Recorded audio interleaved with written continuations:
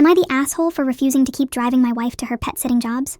I'm 31M, a software engineer, and my wife is 30F and works as a pet sitter. She's genuinely good at her job, but the transportation involved has become a major source of stress in our marriage. I currently cover around 90% of our expenses: rent, bills, groceries, the car payment, and our health insurance, plus HSA, which we fully spend on medical expenses. I also give her $500 a month for personal spending. We had agreed to save any extra money so we could travel around the US before eventually leaving the country, but she recently spent $2,000 upgrading her BTS concert ticket, despite already having a regular ticket. We also recently moved. She contributed $900 toward the move, which I genuinely appreciated. However, she had to fly back to our home country for medical treatment right in the middle of it, so I ended up handling all the packing, unpacking, and around 10 car trips by myself. Obviously, I don't blame her for needing treatment, but doing the entire move alone added a lot to the exhaustion I was already dealing with. My wife refuses to drive, even though we own a car. She also doesn't want a bike or use an electric scooter. Public transportation causes her severe anxiety, especially when the buses are crowded or feel unsafe. I understand that her anxiety is real, and I feel bad that she has to deal with it. However, using Uber every day would wipe out most of what she earns, and our budget is already tight. I work from home, usually 10-11 hours a day, and I'm working toward a promotion while dealing with a very unstable tech job market.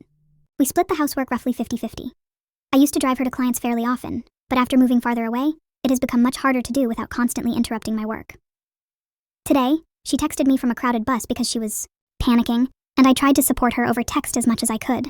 Later, she reminded me that she has a month-long cat-sitting job coming up that pays about $500 for $20 visits. The pay itself is decent, but the route is extremely inconvenient, especially given her anxiety around public transportation. Before she accepted it, I warned her several times to seriously think through the logistics because I couldn't guarantee that I would be able to help. Driving her wouldn't just mean dropping her off. I would have to drive there, wait around 30 minutes while she finishes the visit, and then drive her back or to her next client. Parking there is difficult and paid, so the cost would fall on me too. When she brought the job up again and asked for my help, I got frustrated and reminded her that I had already warned her this would be difficult and that I couldn't promise to drive her. She then sent me 16 minutes of voice messages while crying, calling me a bad partner, and saying that I never support her. I finally snapped and told her that I would gladly help more if I actually had the time, and that she might understand my exhaustion better if she worked the same hours I do instead of 3-4 hours a day. I know that was harsh and dismissive. She responded that I'm always whining about my schedule. I cover nearly all our shared expenses, do half the housework, and help with her job whenever I realistically can.